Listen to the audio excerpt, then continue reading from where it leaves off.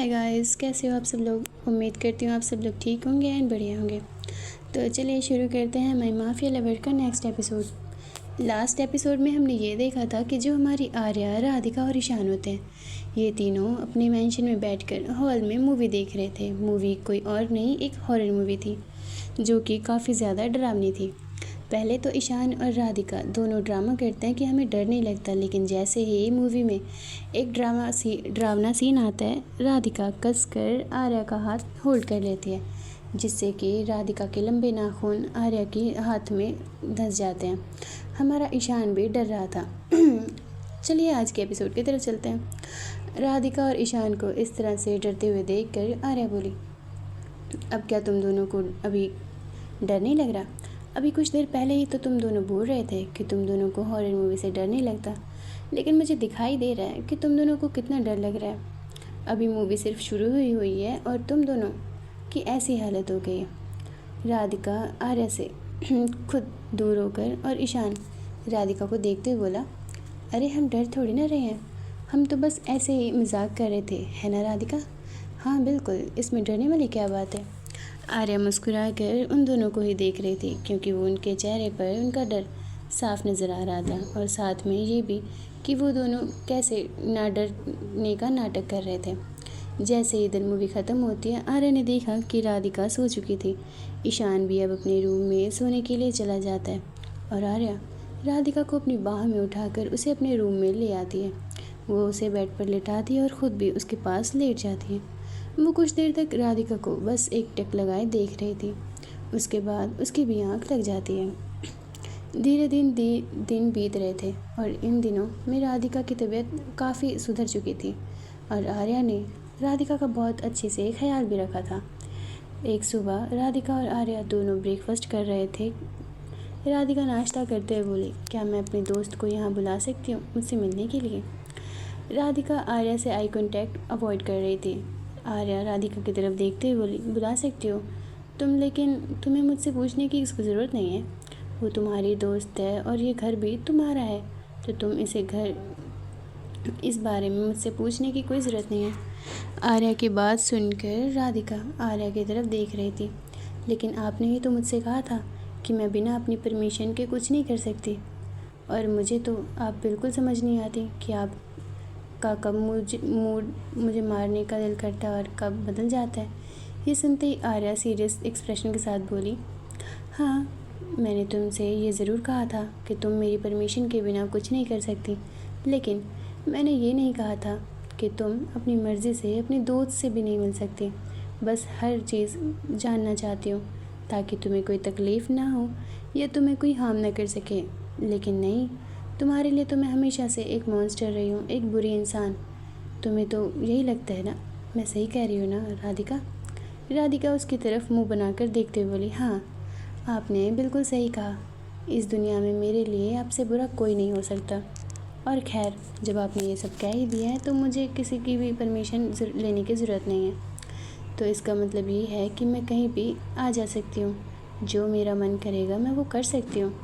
आर्या कहती है, हाँ बिल्कुल सही कहा तुमने, लेकिन तुम्हें मुझे सब कुछ बताना होगा कि तुम अपनी किस दोस्त से मिलने जा रही हो, कहाँ जा रही हो, और अगर तुम्हें ऑफिस जाना होगा तो तुम सिर्फ मेरे साथ जाओगी, और वहाँ से आना होगा तो भी तुम मेरे साथ ही आओगी।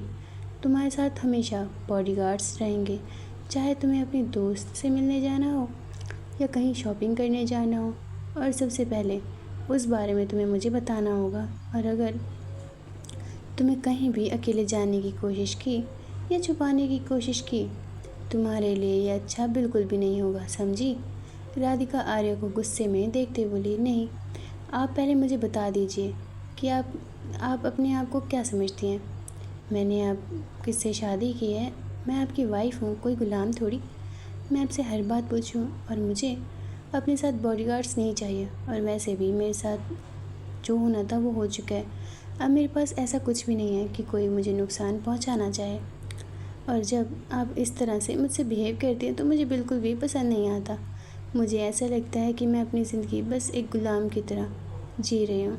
मुझे अगर पानी पीना है तो उससे पहले भी मुझे आपसे पूछना पड़ेगा कि क्या मैं पानी पीऊँ या ना पीऊँ। इतना कहकर वो वापस अपने रूम में चली जाती है। आर्या बस उसे जाते हुए देख रही थी। ये लड़की हर बात का उल्टा जवाब देती है। बताओ, मैं तो बस इसकी फ़िक्र में परेशान हो रही थी, इसकी प्रोटेक्शन की बात कर रही थी, और ये है कि ऊपर से मुझ पर ही गुस्सा हो रही है। लेकिन चलो, इसने ये तो माना कि ये मेरी वाइफ है। राधिका गुस्से में अपने रूम में आते हुए खुद से बड़बड़ाई जा रही थी। खड़ूस, अकड़ू कहीं की, हमेशा बस मुझ पर अपना हुक्म चलाती रहती है। पता नहीं मैंने ऐसा क्या पाप कर दिया, मैंने ऐसे कौन से बुरे कर्म किए थे जो मुझे इनसे शादी करनी पड़ी। मतलब हर टाइम मुझ पे बस हुक्म ही चलाती रहती है, ये करो, वो करो, ये मत करो, वो मत करो। और इतना कहते हुए वो ईशा को कॉल करते हुए बोली, ईशा, मुझे तुमसे मिलना है आज और अभी। मैं तुम्हें एड्रेस सेंड कर रही हूँ, तुम जल्दी से मेरे घर पर आ जाओ। नहीं नहीं, मेरे घर पर नहीं, बल्कि मेरे उस अकड़ू हबी के घर आ जाओ, और जल्दी से आना, मुझसे वेट नहीं हो रहा। और बिना ईशा की बात सुने वो कॉल कट कर देती है और जल्दी से ईशा को लोकेशन सेंड कर देती है और ख़ुद जाकर बैल्कनी में बैठ जाती है। थोड़ी देर बाद आर्या जैसे ही अंदर आती है, उसकी नज़र बालकनी में गुस्से में बैठी राधिका पर पड़ती है। उसके पास जाकर उसे परेशान करते हुए आर्या बोली, अरे इतनी गुस्से में क्यों हो? ठीक है, अगर तुम्हें आज ऑफिस नहीं जाना मेरे साथ तो कल चली जाना, और तुम्हें मैं फोर्स थोड़ी कर रही हूँ। मैं जानती हूँ तुम्हें आराम करना है और घर पर तो करो, हम कल साथ में ऑफिस चलेंगे। ये सुनते ही राधिका तुरंत खड़ी होकर उसके पास जाते ही बोली, आपके साथ जाए मेरी चमेली, और ये भूल ही जाइए कि मैं अब आपके साथ ऑफिस जाऊंगी। चमेली? चमेली सुनते ही आर्या हैरानी से उसे देखते हुए बोली, चमेली? चमेली कौन है? और मुझे सिर्फ तुम्हारे साथ जाना है, बाकी किसी के साथ नहीं। राधिका स्माइल करते हुए उसे अपने पैरों की तरफ इशारा करती है। चमेली मेरी जूती का नाम है। आर्या अपनी आँखें बड़ी करती है। सीरियसली? तुमने अपनी चप्पलों का नाम चमेली रखा है? और चप्पलों का नाम कौन रखता है? मैं रखती हूँ ना, मैंने अपनी हर चीज़ का नाम रखा है। आर्या हंसते हुए बोली, ठीक है, फिर सुबह देखते हैं, क्योंकि आज तुम और तुम्हारी चमेली दोनों मेरे साथ नहीं जा रही, तो कल तुम दोनों को मेरे साथ जाना होगा, और उम्मीद करती हूँ कि तुमने सिर्फ अपनी जूतियों का ही नाम रखा हो। इतना कहकर वो राधिका के माथे पर किस करके जल्दी से रूम से निकल जाती है, और राधिका हैरानी से उसे देख रही थी, क्योंकि इससे पहले वो कुछ रिएक्ट कर पाती आर्या वहाँ से जा चुकी थी। दोपहर का वक्त होता है। राधिका ईशा का वेट करते हुए इधर उधर हॉल में घूम रही थी। तभी ईशा हाँफते हुए अंदर आ जाती है। तुझे और तेरे पार्टनर को इतनी दूर ही घर मिला था क्या? पता है मैं कितनी दूर से आ रही हूँ, कभी ऑटो से कभी पैदल, मेरी हालत ही ख़राब हो गई। जा पहले मुझे पानी ला कर दे। इतना कहते हुए वो वहाँ रखे सोफे पर लेट जाती है, और राधिका हंसते हुए उसके लिए पानी लाती है। ये ले, पानी पी ले, और बता क्या खाएगी? अभी मैं तेरे लिए बना लाती हूँ। बस एक काम कर, तू मेरे लिए एक बढ़िया सी चाय बना ले आ, मेरी सारी थकान दूर हो जाएगी। कुछ देर बाद राधिका अपने और ईशा के लिए, दोनों के लिए चाय बना कर लाती है। ईशा चाय पीते हुए बोली, आज तो मज़ा ही आ गया यार, इतने दिनों बाद इतनी बढ़िया चाय मिली थी पीने को। अच्छा बता, मुझे जल्दी से क्यों बुलाया है? ऐसी क्या बात करनी थी तुझे? सब ठीक है ना? राधिका भी चाय पीते हुए बोली, अरे नहीं यार, मैं बिल्कुल ठीक हूँ, बस वो तुझे कुछ बताना था, मैं कुछ अच्छा फील नहीं कर रही थी थोड़ा। उसके बाद राधिका ईशा को अपनी सारी किडनैपिंग के बारे में बता देती है, और ये भी कि उसके बाद आर्या का क्या रिएक्शन है। पता नहीं ये अपने आप को क्या समझती हैं। बताओ, मैं अब हर बात उनसे पूछ कर करूँ? कैसे कर सकती हूँ? मेरी भी अपनी ही लाइफ है ना। लेकिन नहीं, मैं तो बस इनकी एक ग़ुलाम बनकर रह गई हूँ। इनका मेरी लाइफ पर पूरा हक है, लेकिन मेरा इन पर कोई नहीं। मेरी सारी लाइफ इनके अकॉर्डिंग चलती है। ईशा राधिका, हाँ मेरी जान, पहले वो जगताप था, अब ये पता नहीं कौन आ गई है। लेकिन एक बात तो अच्छी है कि तुझे एक ऐसा पार्टनर मिल गया। लेकिन मेरी बात समझ नहीं आ रही, तो उसे गलत क्यों समझ रही है? उसे तेरी फ़िक्र है, इसलिए वो चाहती है कि तू हर पल उसकी नज़रों के सामने रहे, कोई भी तुझे थोड़ा नुकसान ना पहुंचा सके। क्योंकि देख, तू उसे बिना बताए मुझसे मिलने के लिए आई। तुझे मेरे साथ जो कुछ भी हो वो सिर्फ टेंशन नहीं थी, वो तुम्हारी फ़िक्र कर रही है और तू है कि उस पर ही गुस्सा कर रही है। मैं जानती हूँ कि तुम्हें ये सब अच्छा नहीं लग रहा, पर तुम एक बार उसके पॉइंट ऑफ व्यू से देखो और उसे समझो। उसने तुम्हें कैसे बचाया और उसके बाद वो तुम्हारी सिक्योरिटी बढ़ा रही है और तुम्हें हमेशा अपने साथ रखने की बात क्यों करती है। वो इसका मतलब तो यही हुआ ना, वो तुम्हारी कितनी केयर करती है। काश कोई ऐसा पर्सन मुझे भी मिल पाता। नहीं, यहाँ तो कोई मुझे नहीं मिलेगा, लेकिन ऊपर से तू इस पर गुस्सा कर रही है जब वो इतनी अच्छी है। ये बिल्कुल सही बात नहीं है। राधिका कुछ सोचते हुए बोली, पर मेरा अब किसी पर यकीन करने का दिल नहीं करता और मैं आर्या से भी यकीन नहीं करती। आर्या ने भी मुझे शुरू में बहुत बुरा किया, अब अचानक ही उनका बिहेवियर मेरे साथ इतना चेंज हो गया जो मुझे समझ नहीं आ रहा। इसलिए मैं अब किसी के पास नहीं जाना चाहती, तो बस सबसे दूर रहना चाहती हूँ, क्योंकि मैं बहुत कुछ देख चुकी हूँ। अब तक मैं बहुत थक गई हूँ। ईशा उसका हाथ पकड़ते हुए बोली, इट्स ओके, अगर अभी तो किसी पर यकीन नहीं करना चाहती तो मत कर। तुझे बिल्कुल भी मैं फ़ोर्स नहीं करूँगी, लेकिन मैं जानती हूँ कि आर्या ने तुम्हारे साथ वो सब क्यों किया। लेकिन हो सकता है कि उसकी कोई वजह रही होगी और तुझे भगवान पर यकीन है, तो तू कहती है ना कि जो भी होता है वो अच्छे के लिए होता है। तो इस बार एक बार फिर से यकीन करने की कोशिश कर और आर्या को एक मौका देकर देख। क्या पता तू ही उसे गलत समझ रही हो, लेकिन अगर फिर भी वो तेरा दिल उसे दूर रहने को करे तो तुम मुझे बिल्कुल भी परेशान मत करना। और हाँ, जब तेरा दिल करे तो उसको खुद के करीब आने के लिए फ़ोर्स मत करना। राधिका उसकी तरफ देखकर स्माइल करते बोली, ठीक है, सिर्फ तू कह रही है इसलिए ट्राई करूँगी। अच्छा तो ये सब छोड़, ये बता कि आर्या को तेरे बारे में बता दूँ, क्योंकि वो मुझसे पूछ रही थी कि मैं इन दिनों किससे मिल रही हूँ, मेरी कौन सी ऐसी दोस्त है। ईशा कहती है, हाँ बिल्कुल बता देना, अब तो बता सकती है और मैं आज ही उनसे मिलूँगी न। वैसे भी अब शाम से पहले तो यहाँ से जाने से रही, लेकिन जो भी है, मेरे जीजा जी हैं बड़े अमीर, बिल्कुल मतलब यार घर तो देखो कितना आलीशान है, किसी मेंशन किसी बंगलों से कम नहीं है। राधिका उसे मुंह बनाकर देख रही थी। हाँ बस घर ही शानदार है, लेकिन जो इसके ओनर हैं वो बहुत खड़ूस है, अकड़ू कहीं की। राधिका और ईशा दोनों ऐसे ही बातें किए जा रहे थे, लेकिन उन्हें नहीं पता था कि कोई है जो उनकी बातें शायद सुन रहा है। इधर राधिका और ईशा दोनों आपस में बातें कर रही थी। तभी ईशा कुछ सोचते हुए बोली, वैसे उस जगताप का कुछ पता नहीं है, काफ़ी टाइम से पता नहीं कहाँ है, या कहीं तुम्हारी किडनैपिंग में उसका हाथ तो नहीं था। राधिका कहती है, नहीं मुझे नहीं लगता कि वो जगताप ने किया होगा, क्योंकि अगर वो करता तो वो उस वक्त मेरे पास ज़रूर आता, लेकिन वहाँ कोई और था। ईशा कहती है, यार मुझे समझ नहीं आता कि आखिर हर कोई तेरे ही पीछे क्यों पड़ जाता है। पहले वो जगताप था, अभी पता नहीं कौन आ गया, मतलब मेरी दोस्त को शांति से जीने ही नहीं दे रहा कोई। लेकिन अब मुझे लग रहा है कि जब तुम्हें प्रोटेक्ट करने के लिए कोई आ गया है। राधिका उसकी तरफ मुंह बनाते बोली, हाँ तू अब तक उनसे मिली भी नहीं और पता नहीं उनकी कितनी तारीफ़ कर चुकी है। इतना कहकर राधिका आर्या को मैसेज करती है, मुझे आपको अपनी दोस्त से मिलवाना है, तो शाम को जल्दी आ जाना।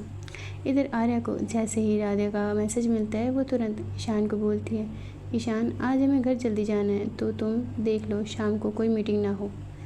ईशान फाइल को बंद कर दे बोला, नहीं वैसे आज कोई मीटिंग नहीं है शाम के टाइम, लेकिन तुम्हें आज जल्दी क्यों जाना है। अब राधिका के बिना तुम्हारा ऑफिस में मन नहीं लगता ना। ईशान को ऐसे हंसते देखकर आर्या उसे घूरते बोली, ज़्यादा हंसने की ज़रूरत नहीं है, उसे हमें किसी से मिलवाना है, समझे। ऐसे ही शाम का वक्त होता है। आर्या ईशान दोनों ही घर पर जल्दी पहुंच जाते हैं। वो दोनों अपनी गाड़ी से उतर कर बिना आसपास देखे सीधा घर के अंदर एंटर करते हैं, लेकिन उन्हें हॉल में कोई नज़र नहीं आता। आर्या रमा जी को कहती है, राधिका कहाँ है। रमा जी कहती है, मैम वो तो अपनी उनकी दोस्त आई हुई थी ना, तो उनके साथ अभी बाहर गार्डन में बैठी हुई हैं। ईशान आर्या की तरफ देखते हुए बोला, तुम जाओ, तब तक मैं फ़्रेश होकर कुछ देर बाद आता हूँ। इतना कहकर ईशान अपने रूम में चला जाता है और आर्या बाहर गार्डन में। जैसे ही आर्या बाहर गार्डन में पहुँची, उसकी नज़र राधिका पर पड़ती है, जो ईशा के साथ काफ़ी काफ़ी ज़्यादा खुश थी। वो दोनों एक दूसरे से हंसकर बातें किए जा रही थी और राधिका को इतना खुश देखकर आर्या भी काफ़ी ज़्यादा खुश थी। लेकिन राधिका के पास वाली चेयर पर वो चेयर लेकर बैठ जाती है। राधिका आर्या को अचानक देखकर बोली, आप कब आई? आर्या कहती है, बस अभी, जब आप अपनी बातें करने में बिजी थी। ईशा तू अपनी आर्या को देखकर जो हमारी ईशा होती है वो आर्या को देखकर हैरान थी। वो राधिका की तरफ स्माइल करते हुए खुद के मन में बोली, ओ राधिका, ये तो बहुत अच्छी है, कितनी प्रिटी लग रही है। इस पर तो सारी लड़कियां मरती होंगी। लड़कियां तो छोड़ो, लड़कियों का क्या हाल होगा। ये एक ही है, इकलौती है जिसकी एक पर्सनैलिटी मैंने ऐसी देखी है। राधिका आर्या से ईशा को मिलवाते हुए बोली, ये ईशा है, मेरी बेस्ट फ्रेंड, और इसी से मैं पिछले दिनों भी मिली थी और उस दिन भी मैं इसी से मिलने जा रही थी। ईशा आर्या को ग्रेट करती है और आर्या भी ईशा को। लेकिन आर्या ईशा का नाम सुनकर हैरान थी। इससे पहले वो कुछ बोल पाती तभी राधिका बोली, मुझे पता है कि अभी आप थोड़ा हैरान हो गई होंगी इसका नाम सुनकर, लेकिन आगे की सारी बातें मैं आपको बता दूंगी या फिर आपको ईशा खुद बताएगी। ये सुनकर ईशा आर्या को सारी बात बता देती है कि कैसे उसने अपने मरने का नाटक किया जगताप को छुटकारा पाने के लिए, और उसके बाद कैसे वो घर बाद में राधिका से मिली। आर्या बड़े ध्यान से ईशा की बातें सुन रही थी। वैसे ये जगताप आप दोनों को काफ़ी परेशान करता था, ऐसा क्या चाहिए था उसे? ये सुनकर ईशा एक गहरी सांस लेते बोली, अरे वो राधिका का आशिक जो था ना, वो बस हमेशा इसी के पीछे पड़ा रहता था और मैंने उसको कई बार थप्पड़ मारा था, तो फिर वो साथ साथ मेरे भी पीछे पड़ गया। लेकिन जब से मैं वापस आई हूँ मुझे उसका कुछ भी पता नहीं चल रहा। वो ऐसे किसी शांत बैठ सकता है और अब जब वो गायब है तब ये तो दूसरा पता नहीं कौन आ गया। इसे भी राधिका को ही किडनैप करना है, मतलब सबको बस मेरी जान के पीछे ही पड़े रहना है। ये कहते हुए ईशा के एक्सप्रेशन इस तरह से चेंज हुए कि आर्या के चेहरे पर न चाहते हुए भी एक स्माइल आ गई। तभी ईशा दोबारा आर्या को देखते हुए बोली, देखिए अब आप मेरी दोस्त से शादी कर ली है तो ये आपकी जिम्मेदारी है कि आप उसे कैसे प्रोटेक्ट करेंगी और इसका ख्याल कैसे रखेंगी। आर्या हंसते हुए बोली, आप फिक्र मत करो, आपके दोस्त का हम अच्छे से ख्याल रखेंगे और उनकी प्रोटेक्शन भी करेंगे। अब इनको कोई भी परेशान नहीं कर पाएगा। अब आप लोगों को बस जगताप से घबराने की ज़रूरत नहीं है, क्योंकि मैंने उसे उसकी सही जगह पर पहुंचा दिया है। ये सुनते ही राधिका और ईशा दोनों हैरानी से एक दूसरे की तरफ देखते हैं और फिर आर्या को देखते हैं। ये देखकर आर्या बोली, इसमें इतना हैरान होने वाली कौन सी बात है? मुझे इस बारे में पहले से ही पता था। रमा जी उन सब के लिए चाय नाश्ता लेकर आती हैं। तभी ईशान भी वहाँ आ जाता है। ईशान ने अभी तक ईशा का चेहरा नहीं देखा था। वो उसके पास वाली चेयर पर आकर बैठ जाता है। लेकिन जैसे ही वो दोनों एक दूसरे की तरफ देखते हैं, वो बस हैरानी से एक दूसरे को देख रहे थे। तुम, ये दोनों एक साथ बोलते हैं। उन्हें इस तरह से देख राधिका और आर्या राधिका की एक बात पर दूसरे को देखते हैं और उसके बाद उन दोनों को राधिका कहती है, तुम ईशान को पहले से ही कैसे जानती हो? और ईशान, आप इसे कैसे जानते हैं? क्या आप दोनों पहले कहीं पर मिल चुके हो? ये सुनकर ईशा राधिका को देखते हुए बोली, अरे ये मुझे कन्वीनियंस स्टोर में मिले थे ना, अब मुझे इन्हें पहली नज़र। लेकिन वो इतना ही कहती कि रुक जाती है। वो अपने आसपास देखती है कि तीनों उसी को देख रहे थे। वो मेरा मतलब है कि हम एक बार कन्वीनियंस शॉप पर मिले थे, जहाँ पर मैं कुछ सामान ले रही थी। मेरी ड्रिंक गिर गई थी तो इन्होंने मुझे दे दी थी। आर्या बोली, ईशान, ये राधिका की बेस्ट फ्रेंड है और ईशा, ये मेरा बेस्ट फ्रेंड है। ईशान भी ईशा का नाम सुनते ही हैरान था। ये देखकर आर्या इशारे में ही उसे कह देती है कि वो इस बारे में उसको बाद में बताएगी। ये सब एक दूसरे को ऐसे ही बातें किए जा रहे थे और ईशा अपने मन में बोली, अरे वाह, मेरी किस्मत कितनी अच्छी है। मेरी पहली नज़र वाला पहला प्यार मुझे आज मिल ही गया, वो भी इस तरह इसका मतलब है कि अब मैं इससे बार बार मिल सकती हूँ। सो गाइस चलिए इस स्टोरी का पार्ट हम यहीं एंड करते हैं। आई नो कि स्टोरी शॉर्ट है बट कोई ना, मैनेज करो जैसे मुझे मैनेज करना पड़ता है।